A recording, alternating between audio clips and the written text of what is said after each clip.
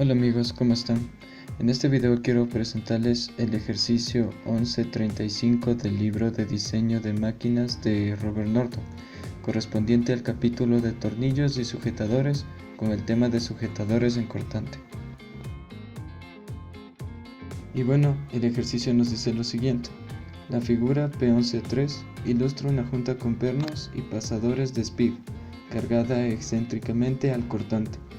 Las cargas cortantes son experimentadas por los pasadores de espiga, cuyo número y tamaño se indican en la tabla P11.3. Aun cuando la figura muestra 5 pasadores de espiga, no es el caso de cada fila en la tabla. Para A igual a 4 pulgadas, B igual a 4 pulgadas, la longitud de 10 pulgadas, el peso de 2500 libras y los datos en las filas asignadas en la tabla P11.3 que se encuentran en la página 788.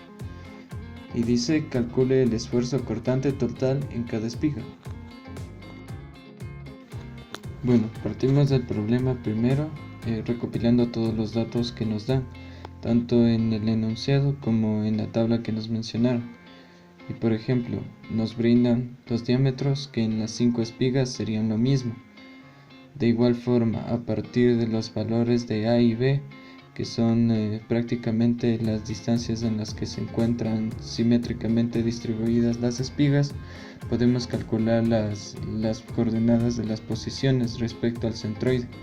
Como están distribuidas simétricamente, podemos ver en la figura que el centroide prácticamente es la espiga que se encuentra en el punto C.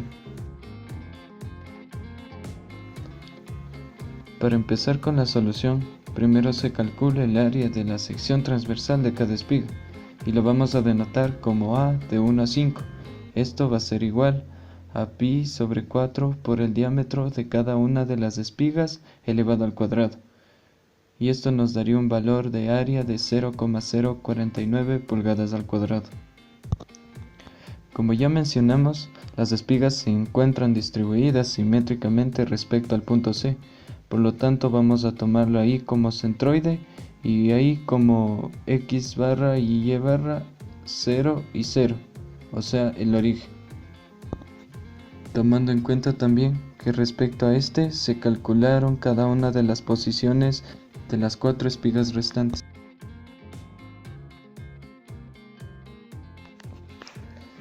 El siguiente paso va a ser determinar la distancia de cada una de las espigas respecto al centroide y las vamos a denotar como R1, R2, R4 y R5. ¿Por qué no se encuentra R3? Pues porque la distancia desde el perno C, que sería el R3, al centroide es 0, debido a que se encuentran en el mismo punto.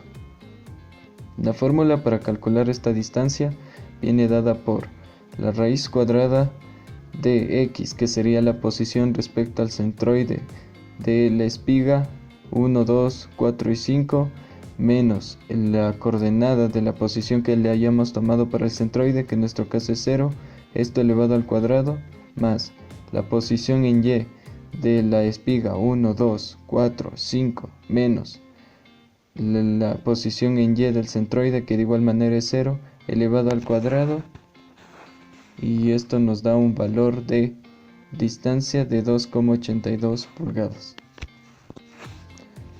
Después vamos a calcular la fuerza que va a soportar cada espiga debido a la fuerza P. Como podemos ver, van a soportar las mismas fuerzas, ya que P se dividiría para las 5 espigas que se encuentran en este arreglo y nos daría un valor negativo de menos 500 libras.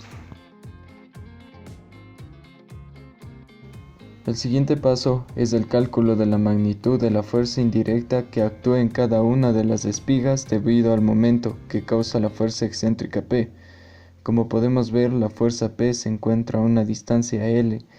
De este caso sería el centroide de la distribución de las espigas. Esta es la razón por la cual se calculó el centroide, debido a que este será el punto de acuerdo al cual se provocará el momento, y de acuerdo al cual se va a realizar el análisis de cómo se comportarían estas fuerzas indirectas.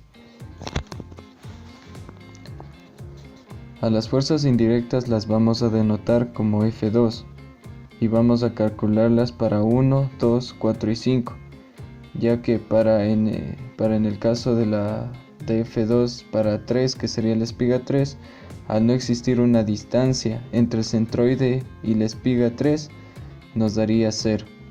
Entonces, la fórmula para calcular la fuerza indirecta es el valor absoluto del momento por la distancia que existe entre el centroide y la espiga que se quiere calcular la fuerza, dividido para la sumatoria de las distancias que existen entre el centroide y cada una de las espigas elevadas al cuadrado. Debido a que las espigas se encuentran a la misma distancia, podemos decir entonces que 25.000, que sería el momento que se obtiene de multiplicar 2.500 por 10, que es la distancia, por la distancia, de igual manera que para cada espiga es igual, 2,82 dividido para 4 veces 2,82 al cuadrado. ¿Esto por qué? Porque serían 4 distancias iguales y nos da una fuerza indirecta de 2.216.31 libras. Ahora lo que queremos representar es la fuerza dividida para cada una de las espigas que se encuentran en color rojo y la fuerza indirecta que acabamos de calcular, que se encuentran de color azul. Para calcular el esfuerzo es necesario sumar estas dos fuerzas para cada uno de los pernos de acuerdo a sus direcciones. Entonces lo que vamos a hacer ahora va a ser calcular el ángulo de las fuerzas indirectas. El ángulo es necesario debido a que debemos obtener las componentes de esta fuerza. Como se puede observar en la primera figura, para calcular el ángulo que se encuentra en la espiga A, de hecho la fuerza toma una dirección perpendicular a la dirección que tiene el vector distancia entre el centroide y la espiga. Por eso lo representamos así en el primer caso. Entonces, podemos calcular la dirección de este vector de acuerdo a los valores de la posición que tomamos al principio. Y a cada uno de los ángulos los vamos a denotar como θ. Como nos encontramos en A, nos referimos al primer perno, tenemos que θ1 es igual al arco tangente de 2 sobre 2, que es igual a 45. El siguiente ángulo que vamos a calcular sería θ2, que sería el arco tangente de 2 y sobre menos 2. Pero en este caso, ¿por qué es menos 2? Porque como vemos la componente en y se encuentra hacia abajo. Entonces sí cambia la dirección y el sentido del vector. En este caso se encontraría menos 45 grados. Para θ4 en este caso, porque recuerden que no teníamos vector con una fuerza indirecta, para el caso de 3 vamos a tener un arco tangente de menos 2 sobre 2. Como vemos, la dirección del vector se encuentra en el segundo cuadrante. Por lo tanto, tendríamos que en este caso le estamos restando, porque de hecho el ángulo del arco tangente de menos 2 sobre 2 va a salir negativo. Y para tomarlo respecto al eje X le estamos sumando 180 y nos da un valor de 135 grados. Para θ5 tenemos de igual manera el arco tangente de menos 2 sobre menos 2. Esto debido a que, como podemos ver, el vector se encontraría en el tercer cuadrante. Y por lo tanto aquí también podríamos sumar los 180 y obtener desde el eje X 225 grados. Como podemos observar, aquí podíamos tomarle como está marcado en rojo ahí, de igual manera en ese sentido, pero en este caso sería un ángulo de menos 135. 225 o menos 135 serían ambos válidos. El paso que sigue es hacer lo que mencionamos y la razón para la cual calculamos los ángulos, y es obtener las componentes de la fuerza 2 de cada una de las fuerzas indirectas para poder sumarlas a la fuerza que se obtiene al dividir la fuerza total para cada una de las espigas. Entonces, Este caso es más repetitivo, pero se va a representar todos y de igual manera se van a dibujar todas las fuerzas que se encuentran en cada una de las espigas. Aquí tenemos para el primer caso, donde podemos ver que se multiplica la fuerza por el coseno del ángulo que calculamos. De igual manera para Y se multiplica la fuerza por el seno por el ángulo que ya calculamos. Después, ¿qué hacemos? Queremos obtener una fuerza resultante, entonces elevamos al cuadrado la componente en X, que sería la misma porque no tenemos fuerzas extra en X, pero para Y sí, y aquí es donde se incluye la fuerza que mencionamos al principio.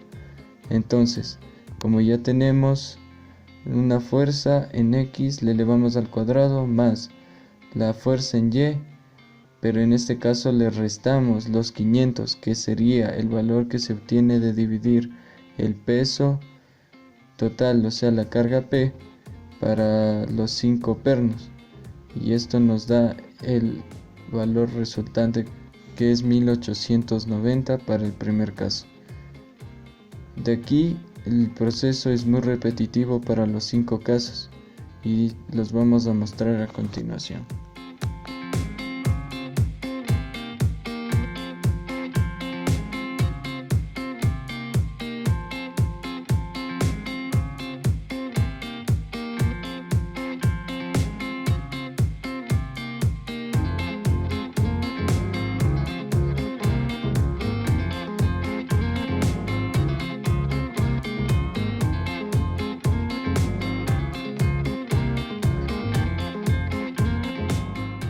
Ya para terminar, después de haber calculado todas las fuerzas resultantes para cada uno de los pernos, solo nos queda aplicar la fórmula del esfuerzo cortante, que no es más que la fuerza sobre el área. En este caso, la fuerza resultante sobre el área de cada uno de los pernos, de su sección específicamente. Entonces, ahora las respuestas para cada uno de los pernos de sus esfuerzos cortantes son: para el perno A, 38.5 KSI, para el perno B, 52.7 KSI, para el perno C, 10.2 KSI, para el perno 4, 38.5 KSI y finalmente para el perno E, 52.7 KSI.